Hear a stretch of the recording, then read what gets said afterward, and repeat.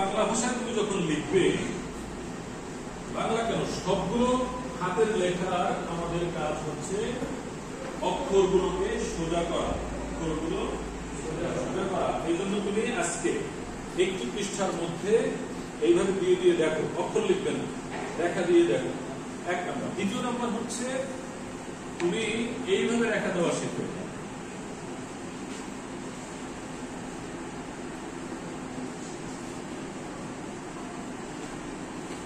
এখানে কয়েকটা কাজ আছে, ফলোইং কাজটা কি?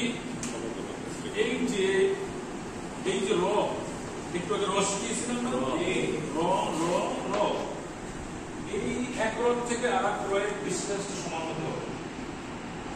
এক র থেকে আর এক রয়ের, তোমার হাতের লেখা কেন সুন্দর হয় না সেটাই না, তোমার এক র থেকে আর এক রয়ের ডিসটেন্স কি হতে হবে? সমান। যদি একটা র এরকম হয়, তার মানে আমি এখানে একটা ক লিখি, এখানে একটা লিখি, এখানে একটা লিখি, এখানে একটা লিখি, এখন কি দাঁড়ালো? এই তিন লাইন সুন্দর না এটা সুন্দর? তিন লাইন কেন? এটা ইকুয়াল, স্পেস এক, ডিসটেন্স এক আছে। তার মানে আমার এক লাইন থেকে আরেক লাইন কি হতে হবে?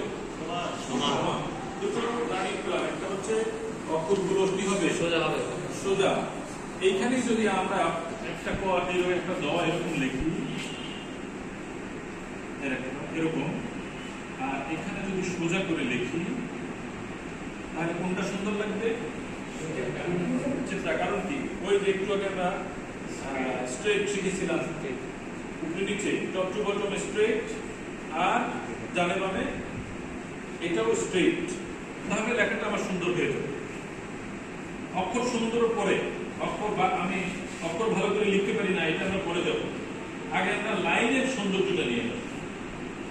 তাহলে এদিকটা হবে সোজা, এদিকটা সোজা, দুই লাইনের মাঝখানে স্পেসটুকু হবে সেম, ইকুয়াল। 3 নম্বর লার্নিং, হাতের লেখা লিখতে গিয়ে আমরা মার্জিন টানি বা না টানি, আমার এই জায়গাটা হবে সমান। এই বাঁকা হতে পারবে না, এটা বাঁকা দিচ্ছি, সমান হতে হবে। মানে আমি এক জায়গা থেকে শুরু করব, এক লাইন এরকম, এক লাইন এখানে, আরেক লাইন আবার এখানে, এটা হবে। আমার সব লেখাগুলো অ্যালাইনমেন্ট বলে কম্পিউটারের ভাষায়, alignment, left alignment, right alignment, top alignment, এরপরে সেন্টার। সেন্টার কোনটা?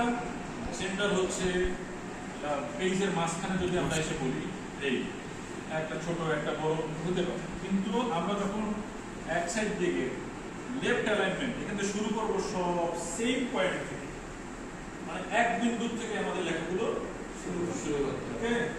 আমি আর সময় নেব না, ইংরেজি ক্লাস, আর আবার আরেক সময় এসে এই বিষয়ে কাজ করব।